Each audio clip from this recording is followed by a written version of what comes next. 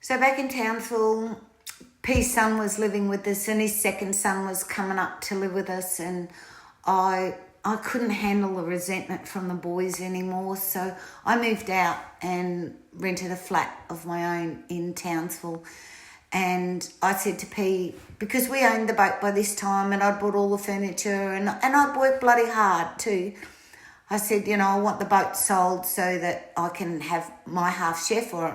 No, if you want anything from the boat, you stay.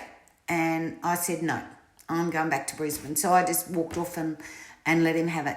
And then I flew back to Brisbane and I was staying at my mother's place for a little bit. And I needed to rent a house because my house was sold. So I need furniture and things. So I went and see my brother and his wife was there. And I said, I want to organise to pick up all my furniture and everything. And she said, no, you're not getting anything. We've stored it all this time. Not stored it, they were using it. Brand new lounge, brand new beds, everything.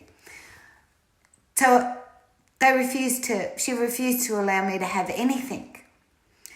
And I said, well, can I have my second TV that was underneath the stairwell? They weren't even using it. She said, no, you're not getting it. We've stored it all this time. It's ours.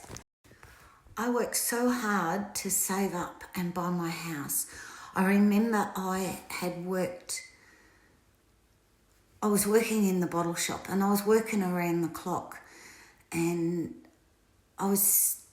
there was a car came into the bottle shop this one day, and I was sort of standing up against the wall in the bottle shop, and for some reason my boss came out and I was just standing there looking at this car. I couldn't move.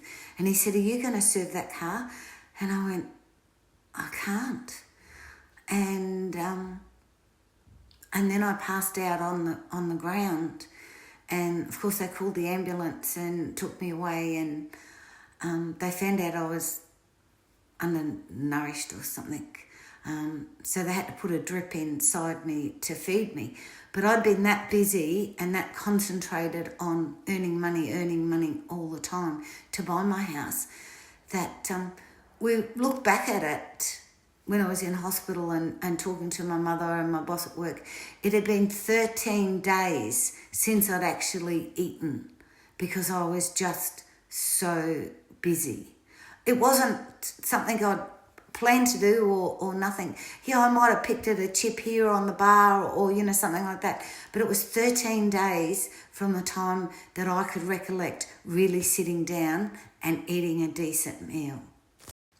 When we moved off the boat and was living in town and we had P's son with us and that, I was working around the clock there too.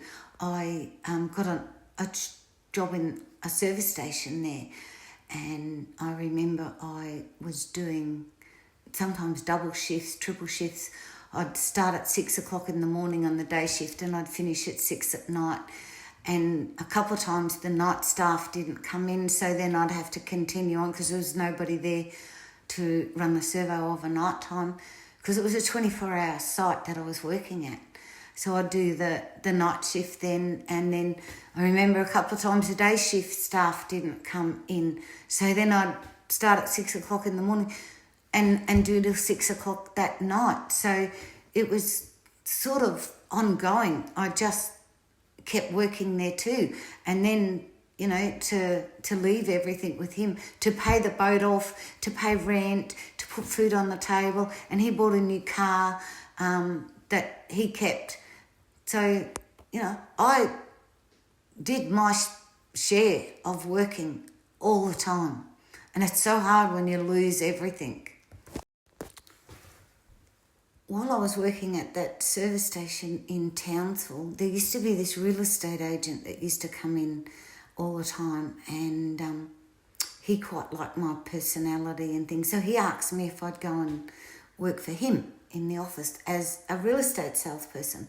So I did that for a little while in Townsville also, and I ended up being the top salesperson in the whole town.